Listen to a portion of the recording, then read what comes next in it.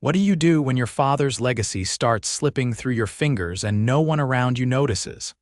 Franklin Boyd stood in his office on the top floor of the company headquarters, looking out over the city he grew up in, jaw tight. 14 stores. His father had built the first one from scratch in the late 80s and turned it into a respected chain of fast casual diners across 3 states. When Franklin inherited it 3 years ago, he promised himself he'd keep the heart of it alive.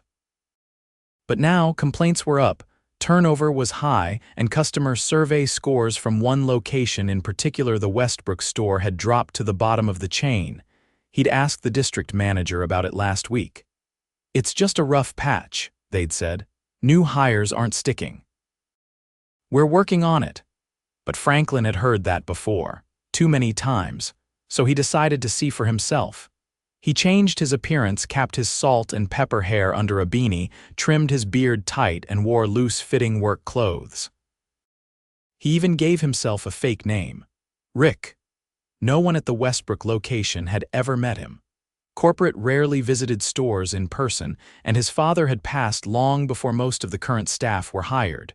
Franklin arrived at the diner just before 7 a.m. on a rainy Monday.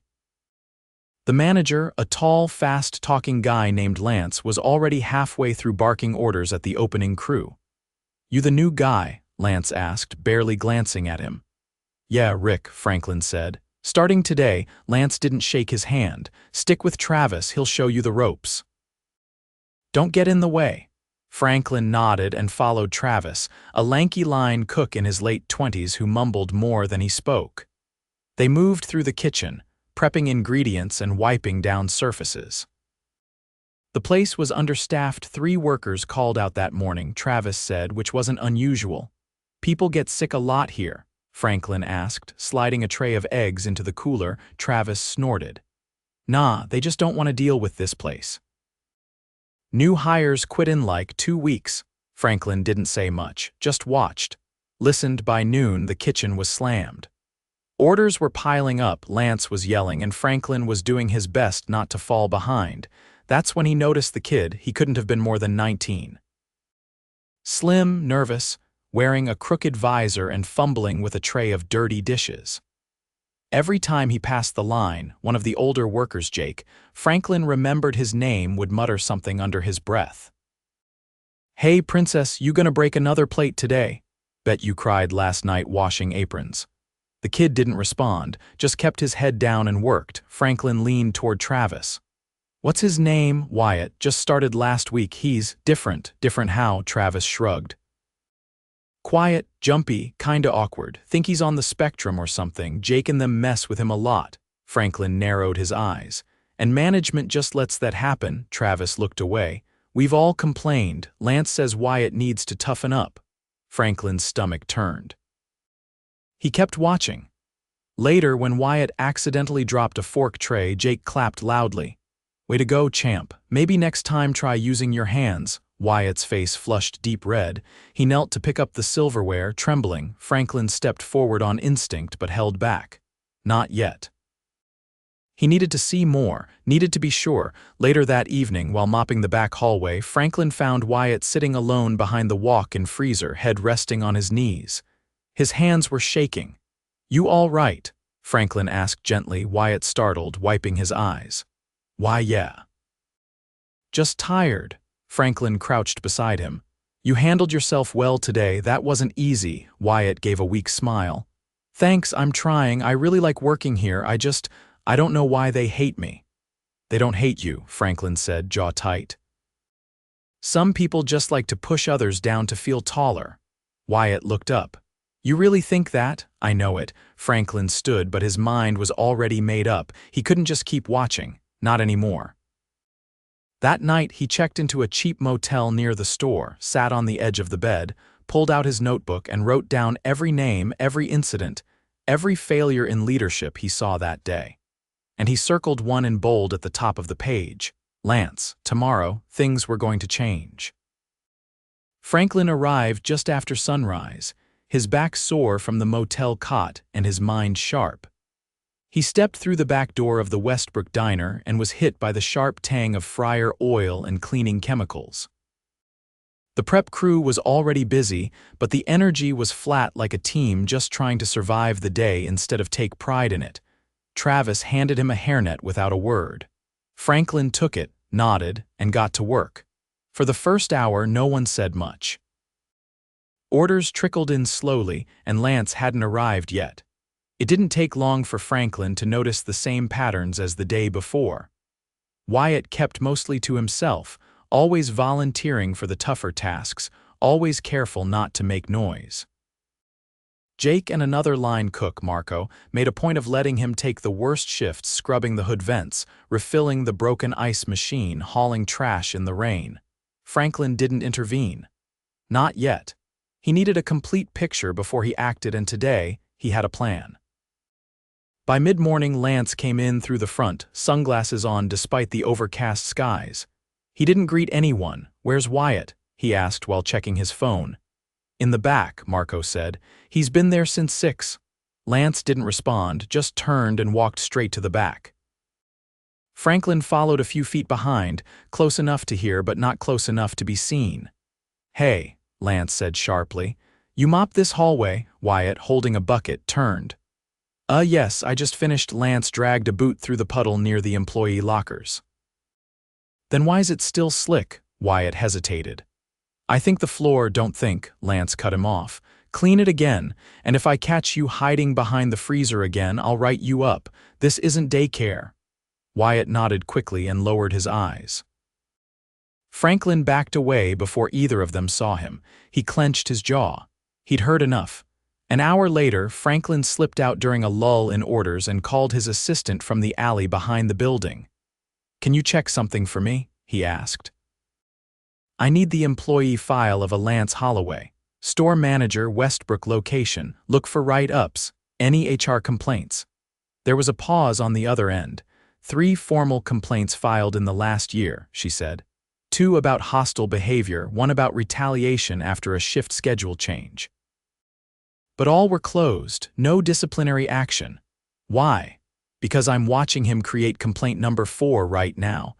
Franklin hung up and went back in, more certain than ever. Shortly after lunch, the place got busy. A school bus pulled in, and suddenly there were 20 teenagers placing orders all at once. Franklin was on the register, Wyatt was running trays, and Jake was on grill.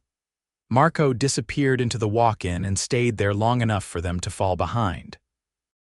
"Where's Marco?" Franklin asked between ringing up orders. "Taking a break," Jake said, not looking up. Franklin glanced at the clock. Marco had only been on the floor for 90 minutes.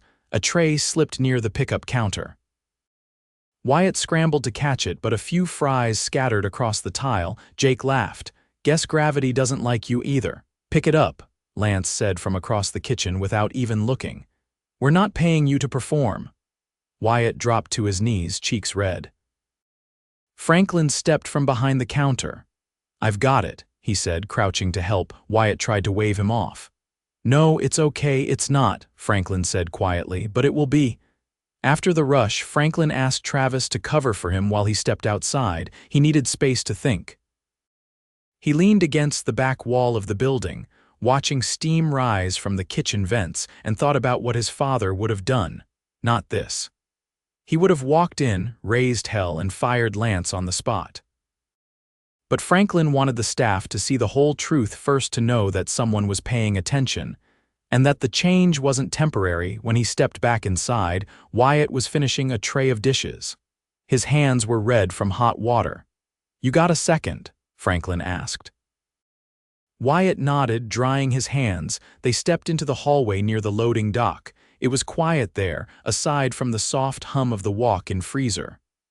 "I want to ask you something," Franklin said, "and you don't have to answer if you're not comfortable." Wyatt looked at him carefully. "Why do you stay here?" Wyatt shifted, uncomfortable. "I need the job." "Yeah, but there are other jobs." Wyatt hesitated. "This one's close to my apartment. I don't drive yet." He paused. "And I thought maybe if I just worked harder, they'd stop treating me like I don't belong." Franklin nodded slowly. "You do belong," he said. "You show up early. You do the jobs no one else wants and you care, that counts. Wyatt didn't speak, but his eyes glistened. Franklin looked at his watch. Shift ends at 5. Can you stay a little late? I want you in the room when something happens. Wyatt blinked. What's happening? Franklin gave a small nod. Accountability. At 4:45, Franklin stepped into the kitchen and called out. Hey, can I get everyone's attention for a minute? The chatter died down. Lance looked over from the service window, annoyed. Rick, what are you doing? Franklin untied his apron and set it on the counter. My name's not Rick, he said. It's Franklin Boyd. I own this company. The room went silent. Lance's face paled. Jake stopped mid-clean. Wyatt, standing near the dish pit, froze. I've spent the last 2 days working beside you, Franklin continued. And what I've seen here is not what this company stands for. Lance stepped forward, trying to recover. Mr. Boyd, I wish you'd told me. We could have. No, Franklin cut him off. You had your chance. I've seen how you run this place. I've watched you ignore harassment, mock your staff, and create an environment where people are afraid to speak up. That ends today. Jake looked at Lance. Marco stepped out of the walk-in, confused. Franklin turned to Wyatt. You've been treated unfairly. You deserved better. And from today forward, you'll get it. He looked back at Lance. You're done here. Clean out your things. HR will reach out. Lance opened his mouth, then closed it again. His exit was silent. Franklin turned to Jake and Marco. I suggest you start rewriting how you treat people. Because I'll be watching. And I don't give second warnings for disrespect. Neither responded. Franklin nodded toward Travis. You're stepping in as acting shift lead. HR will be here tomorrow to do full interviews and review the environment. Until then, I expect respect, accountability, and professionalism. Anyone who can't handle that is welcome to step out now. No one moved. Franklin walked back to Wyatt. You sticking around? Wyatt looked at the others, then back at him. Yeah, I think I will. Franklin smiled. Good. Let's get back to work. Franklin returned to the Westbrook diner the next morning just after 7. This time, he wore his usual business attire, pressed shirt, navy blazer, and a company badge clipped to his belt. No more disguises, no more watching from the sidelines. Every employee now knew who he was, and from the way heads turned when he stepped through the front door, the shift in atmosphere was immediate. Travis was already behind the line, setting up the grill. He gave a quick nod but didn't stop moving. Wyatt stood by the back sink, drying his hands after scrubbing down the prep tables. His eyes met Franklin's for a second, just long enough to register something that hadn't been there 2 days ago. Assurance. Franklin walked past him and into the office at the back of the restaurant. The door was still slightly ajar from the previous night. Inside, the desk was cluttered with half-filled forms, employee notices, and unopened mail. A clipboard leaned against the wall, still bearing Lance's chicken scratch scheduling notes. Franklin didn't touch any of it. He just sat down and waited. At 8 sharp, the regional HR manager, Naomi Reyes, stepped inside. Morning, she said, setting her laptop on the desk. Thanks for coming in early, Franklin replied. She gave him a faint smile. You sounded serious. I am. They spent the next 30 minutes reviewing the reports Franklin had documented, along with the formal complaints Naomi had pulled from corporate files. Most had been closed without any follow-up beyond a single email. He was careful, Naomi said as she scrolled through the records. Never enough to trigger a full investigation, but this paints a much clearer picture. I want staff interviews today, Franklin said, and I want them done here, no off-site calls, no forms to fill out later. I want people heard in person, Naomi nodded. Understood. By 9, Naomi had set up in the small break room near the back. Staff were called in one by one, starting with Travis. Franklin remained on the floor, observing the day's operations. He didn't hover, didn't interfere. He wanted to see how things ran under pressure without Lance. The difference was immediate, but not in the way he'd hoped. Without Lance's overbearing presence, there was less shouting, but there was also confusion. Orders were delayed. A double cheeseburger was plated without the second patty. A to-go order sat on the counter for 10 minutes before anyone noticed. Franklin watched Travis try to juggle register and grill duty, sweat darkening the collar of his shirt. Franklin stepped beside him. "You need a breather?" Travis gave a quick glance. "I'm all right, just short-staffed." Franklin nodded. "You have one backup, use him." Travis hesitated, then called toward the back. "Wyatt, you good to handle register for a bit?" Wyatt emerged, uncertain at first, but nodded and stepped in.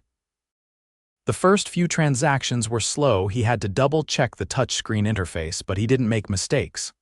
Customers were patient. One woman, waiting with her toddler, gave him a quiet, "You're doing great, sweetheart," as he handed her the receipt. By 11:30, the lunch crowd began to build. Franklin stepped away from the floor and returned to the break room. Naomi had just finished speaking with a server named Amanda. "She confirmed everything you said," Naomi told him quietly. "And then some." Jake's been routinely leaving Wyatt to clean the grease traps alone. Marco's been skipping assigned duties and blaming others. Amanda said she brought it up twice and was ignored both times. Franklin's jaw set. "Who's next?" "Wyatt." He stood just outside the doorway as Wyatt took his seat across from Naomi. She smiled reassuringly. "You doing okay today?" she asked gently. "Better," Wyatt said, voice low. "I'm glad. I want to ask you a few things about how work's been for you here." "You don't have to answer anything you're uncomfortable with," Wyatt nodded. "Okay," Naomi's tone remained calm. "Has anyone here at any time said or done anything that made you feel unsafe or singled out?" Wyatt looked down at his hands. "Yeah. A few times." "Can you tell me what that looked like?" Wyatt hesitated. "Jake would say stuff about how I talk, how I don't always get jokes. He'd call me names, called me Rain Man once. I didn't really understand it, but it didn't feel good." Franklin's hand tightened on the door frame. Naomi kept her expression neutral. "Did anyone else hear that?" Marco laughed. "Once he said Wyatt should be on the kids' menu instead of working behind the counter." Wyatt's voice cracked slightly. "Another time they moved my apron and said I must have forgotten where I put it. I looked for it for almost 20 minutes before Travis found it under the fryer." Naomi wrote something down. "Did you report this to anyone?" "I told Lance once. He said I was being too sensitive." Wyatt's hands fidgeted in his lap. "So I stopped saying anything." Franklin stepped into the room. "That won't happen again." Wyatt looked up, startled. Franklin pulled out the chair beside Naomi and sat.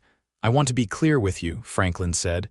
"What you've described is not tolerated in this company, not ever. You showed more professionalism in 2 days than I've seen from some people in months. You belong here, and moving forward, we're going to make sure you're treated with the respect you've earned." Wyatt swallowed hard and nodded. Back in the kitchen, Franklin gathered the staff just after the lunch rush. Everyone stopped what they were doing. He didn't raise his voice, didn't need to. "Jake, Marco, step forward." They exchanged a glance. Jake crossed his arms. "What's this about?" Franklin met his eyes without blinking.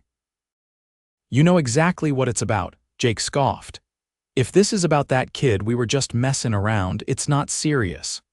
"You targeted a coworker," Franklin said flatly.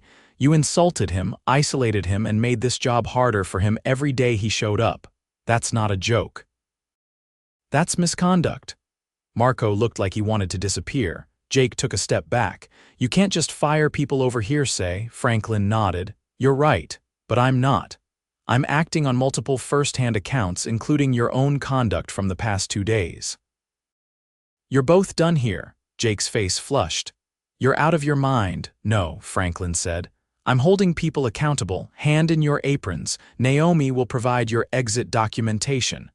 Jake threw his apron on the floor. Marco followed more quietly. They left through the rear door without another word. Franklin turned back to the crew. "This isn't about punishing people. This is about drawing the line. Everyone here deserves to work without fear, without games, and without being made to feel less than." He looked at each of them, one by one. "If you're here to work as a team, I'll support you fully. If you're here to coast or tear others down, this isn't the place for you." No one spoke, but no one walked out either. Franklin stepped away as Naomi began collecting new availability from the remaining staff. He made a call to the training division, requesting 2 temporary supervisors to rotate through the store while a permanent manager was sourced. He also asked for a training refresher to be scheduled for the following week: team building, conflict resolution, operational efficiency. Not optional. As the day neared closing, Wyatt stepped outside to take out the trash. Franklin followed, not far behind. The sky had turned amber with the late sun, casting long shadows across the backlot. "You did well in there," Franklin said. Wyatt didn't look up. "I was nervous." "You didn't sound it." Wyatt paused by the dumpster. "Am I really staying?" Franklin nodded. "If you want to." Wyatt gave a small, quiet breath. "I do." Franklin looked at the cracked pavement beneath their feet. "Good. Because I think this place needs you more than it realizes." They stood in silence for a moment, not awkward, just honest. Franklin turned toward the door. "Come on, let's finish the shift." Inside, the kitchen was humming, not perfect, but steady. A start. Franklin knew there was still work to be done. Structural changes, deeper training, better communication from leadership. But he also knew one thing for certain: the culture at Westbrook had been broken. Now it was finally beginning to heal. By the end of the week, the Westbrook diner looked the same from the outside: same flickering neon sign, same cracked curb near the entrance, but inside, the shift was unmistakable. It wasn't dramatic, not the kind of change you could pin to a single moment or action. It was quieter than that. Steadier. Franklin returned 3 more times that week, never unannounced and never in disguise. He spent the mornings walking the floor, clipboard in hand, observing the flow of service and noting gaps in the process. The problems weren't gone. Ticket times were still inconsistent. The dish pit backed up during rushes, but no one was snapping at each other anymore. People asked for help without being brushed off. Mistakes were corrected without shame. On Friday afternoon, Naomi returned with a short list of candidates for the vacant manager position. She handed Franklin a manila folder in the back office while the lunch crowd thinned out beyond the window. "I've already screened for operational background and basic leadership experience," she said. These 3 stood out. Franklin flipped through the pages. The first 2 were fine, strong on paper, but vague in terms of actual culture building. The third resume caught his attention. It belonged to a woman named Callie Chavez, a former GM from a neighboring franchise who'd left her last role voluntarily after refusing to cut labor costs by reducing employee hours during the holidays. "She walked away from a promotion over ethics," Naomi said. "Twice." Franklin set the folder down. "Bring her in Monday. I want to meet her myself." That night, he stayed behind after the last customer left. The store closed at 9, and it was nearly 10 by the time the crew finished breaking down the kitchen. Wyatt was still wiping down the soda station when Franklin approached. "You're the last one here," he said. Wyatt looked over, startled. "Oh, I was just trying to finish the drip tray. It leaks sometimes." Franklin nodded. "You always stay past your shift." Wyatt hesitated. "I don't mind." "That wasn't the question." Wyatt looked down at the rag in his hand. "Yeah, I stay late." Franklin motioned toward the booth nearest the window. "Sit with me for a minute." They sat across from each other, the diner now completely quiet except for the low hum of the cooler behind the counter. "You've been through more here than anyone should, but you stuck it out." "Why?" Wyatt looked out the window where the parking lot lights buzzed. "Because I kept thinking, maybe if I just stayed long enough, someone would notice." Franklin sat back. "They did. And they're not going to forget." Wyatt nodded slowly but didn't respond. "I talked to Naomi," Franklin continued. "She's setting up a training path for team leads. It's optional, but if you want to move up, you'd be a good candidate." Wyatt's eyes widened. "Me? You've already done the hardest part, showing up when it wasn't easy. The rest we can teach." Wyatt looked down at his hands. "I've never been in charge of anything." "You don't need to be in charge to lead. You just need to care. You've got that already." Wyatt nodded, slower this time, as if letting the idea settle in rather than reject it outright. The next week, Callie Chavez walked into the Westbrook diner at 7 a.m. on Monday. She was in her early 40s, wore a clean button-down shirt and low-key sneakers, and greeted the crew by name after introducing herself. No fanfare, no clipboard. She spent the first day shadowing every station dish, line, register, and prep, not issuing corrections but asking questions. By Wednesday, she had posted a new shift rotation, clearly marked and fair. She streamlined the inventory process and moved the delivery schedule so the morning crew wasn't forced to unload pallets during breakfast rush. But more than that, she set a tone. "Check on your team before you check the clock," she told Travis during their afternoon walkthrough. "If you want to keep people, they need to know you see them." Wyatt, now on his second week of training, was partnered with her daily. He was quiet but observant, taking notes and asking questions only when necessary. He watched how she diffused tension before it built, how she thanked people by name when they finished a tough task, and how she handled mistakes without raising her voice. On Friday, Franklin returned one last time. He didn't wear a suit, just a company polo and jeans. He sat at the corner booth again, watching the floor as the lunch crowd filtered in. Wyatt was behind the register, quicker now, more confident. Travis floated between the line and expo, directing orders without stress. Callie stepped out from the back, wiping her hands on a towel, and stopped beside Franklin's table. "You built something solid here in a short time," he said. She shrugged.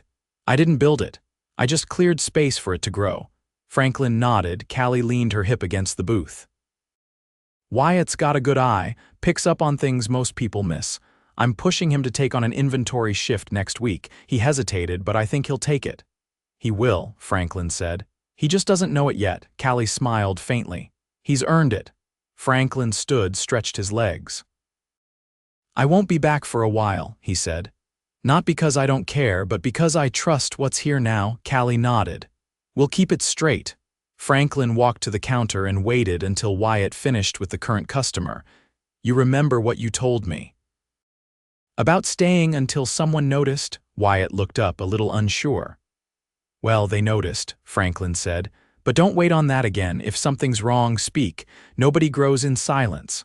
Wyatt nodded once, not quick, not nervous, just steady. Franklin gave him a pat on the shoulder and turned to leave. As he stepped outside, the sun was low, casting long shadows across the lot.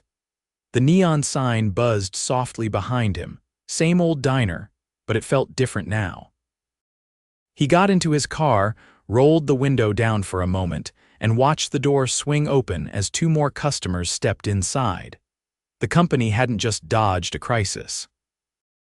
It had found its footing again through the silence of a kid who refused to quit, through the leadership of someone who listened before acting, and through the choice to face the hard truths head-on. And Franklin knew this time the change would last.